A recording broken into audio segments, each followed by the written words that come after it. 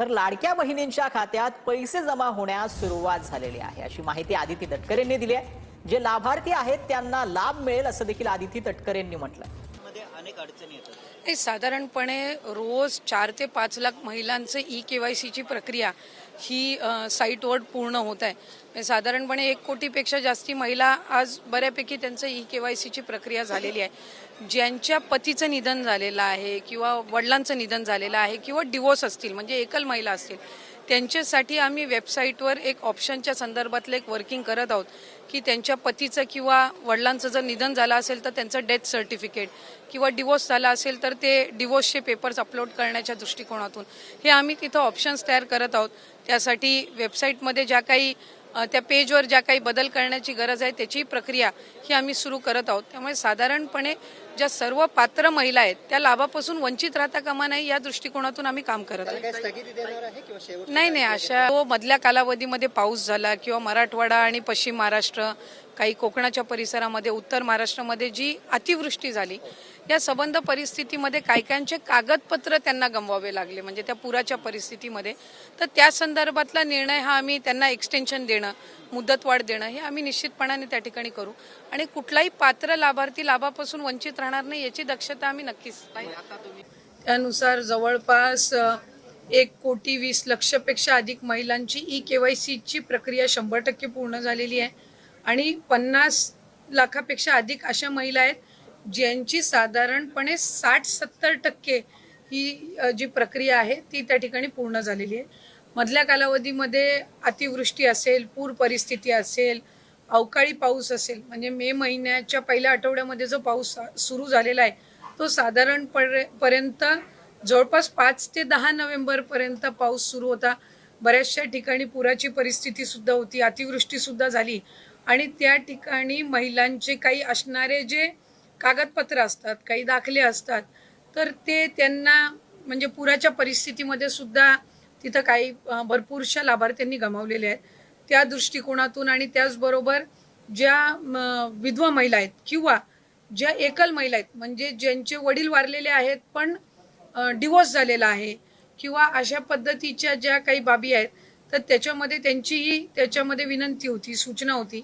मधल्या कालावधीमध्ये आदरणीय मुख्यमंत्री देवेंद्र फडणवीस साहेब, दोन्ही उपमुख्यमंत्री शिंदे साहेब आणि आदरणीय दादांच्याकडे सुद्धा त्या संदर्भातली चर्चा करण्यात आली आणि 31 डिसेंबरपर्यंत आपण ई-केवायसी करण्याची मुदत ही वाढवत आहोत म्हणजे जेणेकरून ज्या काही जिथं अतिवृष्टी झाली, पूर परिस्थिती झाली तिथल्यांनाही महिलांना ई-केवायसीसाठी त्या ठिकाणी अधिकची मुदतीतून त्यांना ई-केवायसीची प्रक्रिया पूर्ण करता येईल। या व्यतिरिक्त ज्यांचे पतीचं निधन झालेलं आहे, वडिलांचंही निधन झालेलं आहे, अशांकडे जे सर्टिफिकेट नाही आहेत म्हणजे अशांकडे त्यांचे जे डॉक्युमेंट्स नाही आहेत, त्यांचं डेथ सर्टिफिकेट असेल किंवा डिवोर्सचे न्यायालयांच्या जे काही डिवोर्सचे सर्टिफिकेट्स असतात म्हणजे कोर्टचे जे डॉक्युमेंट्स असतात ते त्यांना अपलोड करण्याच्या दृष्टिकोनातून किंवा एखाद्या गावामध्ये एखादी एकल महिला असेल किंवा एखादी विधवा असेल, तिच्या पतीचंही निधन झालं आणि वडिलांचंही निधन झालेलं आहे, अशा महिलेनी लाभार्थ्यांनी जर ते डेथ सर्टिफिकेट किंवा त्या डॉक्युमेंट्स जर तिथल्या अंगणवाडी सेविकेकडे उपलब्ध करून दिले तर ती त्याची जे सर्टिफिकेट आहे ती CDPOकडे देऊन त्या संदर्भातली सगळी प्रक्रिया पूर्ण करून घेऊ शकतील। आम्ही आजच त्या संदर्भातला शासन निर्णय सुद्धा निर्गमित करत आहोत। त्याच्यामध्ये ज्या ज्या गावातल्या किंवा शहरातल्या तिथल्या अंगणवाडी केंद्र आहेत, ज्या अंगणवाडी सेविका आहेत त्यांच्याकडे त्यांनी तशा पद्धतीचे कागदपत्र सबमिट करायचे आहेत। इन द मीनवाईल त्या मध्यंतरी त्या कालावधीमध्ये आम्ही वेबसाईटवर पण तशा पद्धतीचं ऑप्शन हे देण्याच्या दृष्टिकोनातून आमचं काम हे सुरू आहे।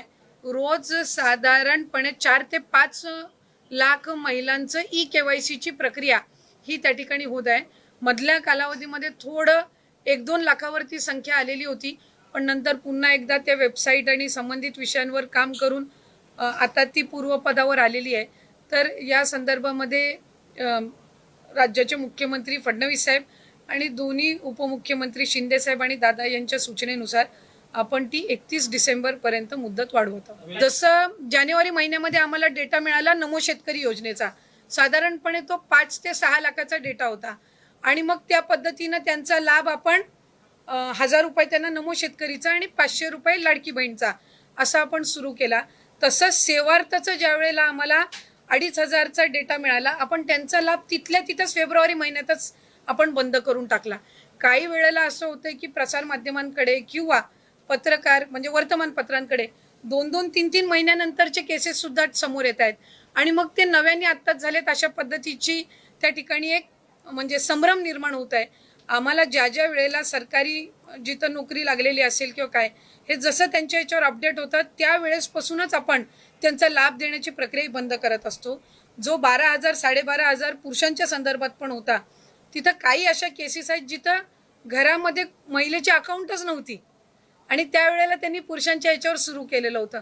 नंतर स्वतःची स्वतंत्र अकाउंट आल्यानंतर त्यांनी ते अकाउंट बदलण्याचा सुद्धा प्रयत्न केला. आता त्या सगळ्या याच्यामध्ये ही KYC ची प्रक्रिया ही अतिशय उपयुक्त ठरणार आहे की याच्यामधनं लाभार्थी जे जेन्युइन आहेत ते 31 डिसेंबरपर्यंत एकदा KYC झालं की मग याच्यामध्ये अशा पद्धतीच्या कुठल्याही घटना ज्या 6-8 महिन्यापूर्वी झाल्या त्या होणार नाहीत. आणि जे पुरुष लाभार्थ्यांनी काही ठिकाणी जिथं लाभ घेतलेला आहे तिथंही आम्ही व्हेरीफाय केलंय.